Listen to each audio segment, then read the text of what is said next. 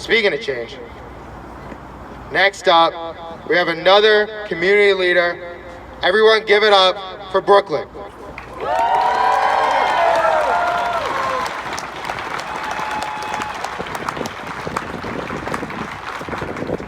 Hey y'all, how y'all doing?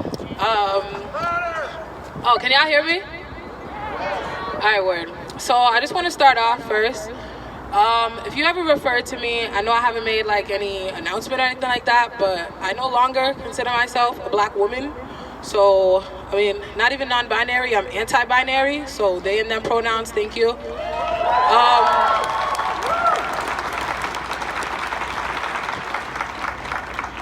I would like to say something before I even get into what I have to say. I don't have a speech or anything like that prepared, but the first thing I want to address is the title of this protest. Say Her Name was created for black non-men, specifically black women, and it's literally because they are hidden in the state-sanctioned violence that happens against us every single day in America. So when you say his name, you're erasing the black woman and the black non-men that the movement was created for. You can definitely honor fallen victims, but co-opting our black non-men and our black femmes is not how you do that. I just wanted to make that clear.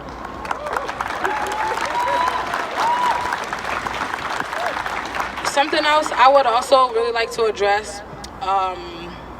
I just feel like, especially last year, my first year organizing in Providence, I feel like a lot of us are in this twilight zone, if I'm using the right word, where I guess if we come to protest, if we go to direct actions, we have clothing and food drives, that means that we're eradicating anti-blackness and racism. It doesn't stop there, it doesn't even start there. If at a protest is the only time you're against racism and you're saying that anti-blackness needs to stop, you're a part of the problem. This work needs to continue past protests, past social media. You gotta speak up and use your voice when you see injustice towards black people, when you see racism happening, when you see anti-blackness happening. Another thing I wanna touch on, this ally word. Take it from a black queer person. There's no such thing as an ally. It is made up. It's giving white savior complex, it's giving non-black savior complex, and we gotta do better at rejecting things like that. When we come together, there's always going to be struggle. That's literally what we're saying, is that when we struggle together, we win together. There's going to be anti-blackness and racism when we work together. When people of color, when BIPOC come together, there's going to be anti-blackness and racism. What we don't do is put the work and the burden of explaining anti-blackness and racism on the people experiencing anti-blackness and racism. Educate your damn self, especially if you're not gonna pay me for my labor. I shouldn't have to, for one, go through the trauma of your anti-blackness, your racism, your homophobia, transphobia. I shouldn't have to. Ableism. And then also bear the burden of educating you on why it's wrong. That doesn't make any sense. So let's start doing better about that. The next thing I would like to address is that I am the founder of ProvX, Progressive Reform Overrides Violence X. A couple things I want to just make clear to our Providence community. For one, I feel like people are a bit confused about what ProvX actually means. Progressive Reform Overrides Violence. Reform is not going to change a goddamn thing in this country. When the name Progressive Reform Overrides Violence is said, I want you to think of at a job when a manager has to come in and override a code so that a customer can receive a discount. What that name means is that if our oppressors don't reform this shit, which we know they won't, violence is just going to have to be our answer. So that's basically me saying, fuck you, we're going to fight and we're going to win. So I just want to be very clear on that.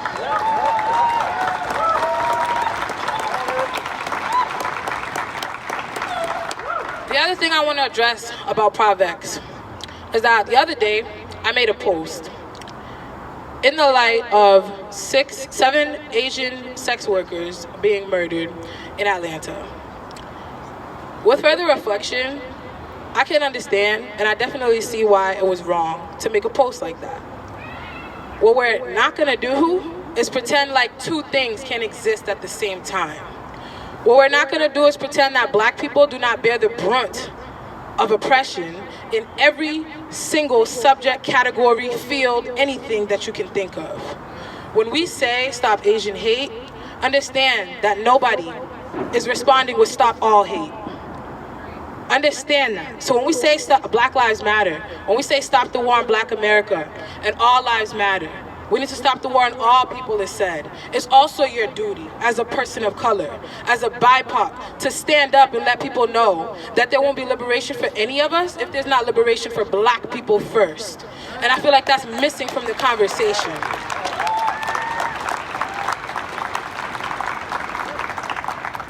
And I'm gonna wrap this up. I don't want to be too long-winded, but I just want to end this with, I know for a fact that state-sanctioned violence is going to kill me one day. I'm going to be very clear. A protest, a vigil is not what I'm going to want. If you truly consider yourself an ally, an accomplice, burn this shit down when they kill me. Burn this shit down when they murder any black person in this country. It was built on our backs. So the fact that we're suffering while we live in it makes absolutely no sense to me. And we shouldn't be the only ones fighting for our liberation. This is an everyone problem.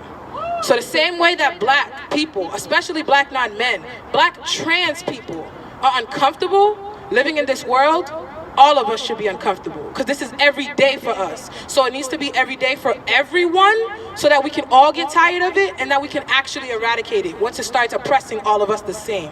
Thank you, I'm done speaking.